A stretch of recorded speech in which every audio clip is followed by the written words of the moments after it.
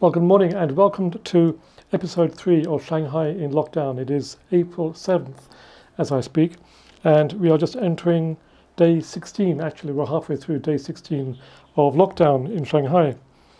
Today we're going to cover a few things, and there's a lot to cover, so I'm going to speed through this. First of all, I'm going to summarize some of the new case data. Then we'll have an interview between a science journalist and one of the doctors at the Pudong Disease Prevention Center. I will talk about some of the effort that is being made by folks outside of Shanghai to help us here. We'll look at the ways in which the medical staff try to get people tested. That's a good one. I recommend staying tuned for that. And if there's time, I will showcase my latest banana bread, which I swear is the best I've ever made, of many years of making it. Anyway, let's look at the updated data first. This is the case number data. It's publicly available from various sources, and we'll put those links in the description.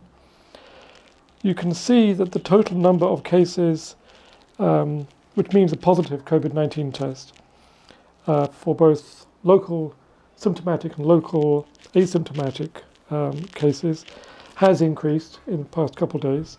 It's now knocking on 20,000. It's just 19,000 and change. It's important to point out that none of these cases is severe, and we'll cover that aspect, that the severity of the cases, in a moment when we talk about this interview I mentioned. This is the ratio of the total number of local symptomatic and asymptomatic cases to the total number of local cases. And as I've said before in episode 2 and 1, the idea is that this ratio should tend toward 1 if the process of quarantine is working. And indeed, it is getting ever closer toward 1. It's now something like 0.96. So that's very good news. And to put it all in some sort of perspective, as a percentage of Shanghai's population, the number of local cases is very, very small. It's less than about 0.04 of Shanghai's population, which is plus or minus about 28 million. Now, our next item provides some more concrete context, and this, I hope, for our Shanghai listeners, will alleviate some of the concern that is evident from social media. So this is a telephone interview between a Mr. Wang Jie, who is a presenter for the Voice of Science based in Shanghai, and a member of the Association of Science Communication Writers, which I think is also based in Shanghai. Mr. Wang Jie has interviewed Dr. Zhu from the Pudong Disease Control Center. We'll play a little of the interview as we recorded it yesterday, and the interview was made a couple of days ago. It's obviously in Chinese, but the conversation that you can see on the screen was transcribed, I presume, by the presenter, Dr. Wang Jie. 我是科学声音的汪杰，我呢是住在上海浦西闵行区。今天呢，我电话采访了上海。Now, the intention behind this interview was to clarify some of the information or misinformation that is spreading and becoming rumours and hearsay across Shanghai. And when I say things like that, across Shanghai and so on, I'm getting that little bit of information simply from the very informal harvesting of social media. It's not a scientific and across Shanghai. In any case, Mr. Wang was trying to clarify some of the important information about the current outbreak. He asks Dr. Zhu what is the proportion of severe cases, and Dr. Zhu responds, in Pudong, and to her knowledge, that is at the center, there are very, very few severe cases, possibly none at all, and certainly there are no life-threatening cases. Mr. Wang then asks, is it true that the majority of cases can simply rest and recover at home? And the emphatic reply to that is yes. In fact, Dr. Zhu made the point of almost pleading with people not to come to the hospital if you have mild symptoms or you think something is wrong, because the hospitals are at capacity, not necessarily with COVID patients, just at capacity, and with the hundreds of cases that are symptomatic. So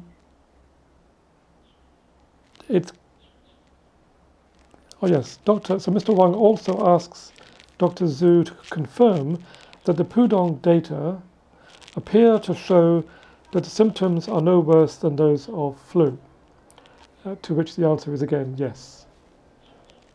So that's the end of my summary of that interview. You've been able to sort of see the transcription of it as I've been talking. And so those of you who do read Mandarin, Chinese, will be able to get more out of it. It's worth pointing out that people do appear to be scared and fearful of the current situation. They ask, for example, why are the cases continuing to rise so much if we're all in lockdown? Which is a good question. In contrast to some of the informal information that we get, including that interview, it's very clear that we're getting almost no information at all from the authorities. What we do get is some of the case data that's published in the English language newspaper, Shine, and the Shanghai Municipal Government, or Shanghai Municipal People's Government, is releasing information that is then taken over to the newspaper verbatim. But there's very little information about the severity of cases or what the strategy might be for getting out of lockdown or when lockdown might end. There is so little information, in fact, that void is being filled very quickly with rumours and hearsay, and that does not help. So that's important to know. Now, people have come from all over China to help Shanghai. In fact, more than 38,000 people so far have come from different provinces. And here is a sample of those groups who are coming to help us in Shanghai.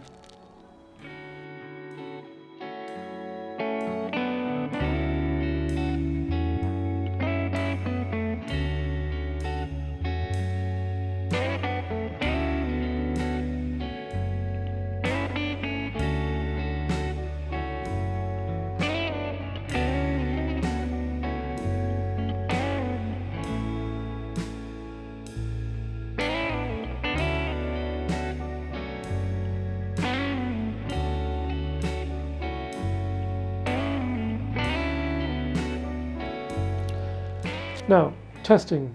We are being tested every day. Most of the time we're doing this sort of lateral flow test, which is a self-test that we do at home. Other times we're called downstairs to the main concourse in the compounds, where we do a PCR test, the polymerase chain reaction test, and which is apparently more reliable, I guess. Now, not everyone wants to be tested, and it's interesting to see the efforts that the biohazard folks go to get people to be tested. This was recorded about a week ago now, and although you can't, well, I can't understand what this lady is saying. Apparently, it's a lovely rhyming couplet, but it's the lady with a megaphone in the cherry picker. And she's saying something like, come down to take your COVID test, no test, no record, you can't get out.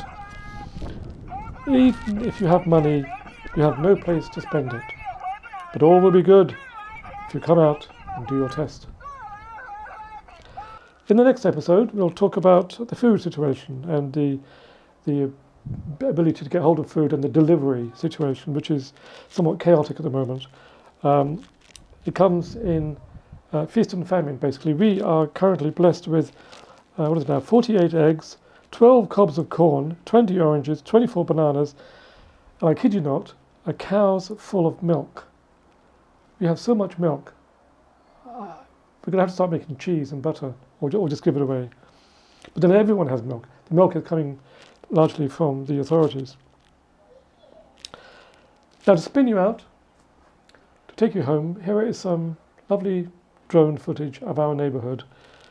And until episode 4, with more data and more information, have a good day, stay in touch, do subscribe, please, and if you like us, We'll see you next time. Bye-bye.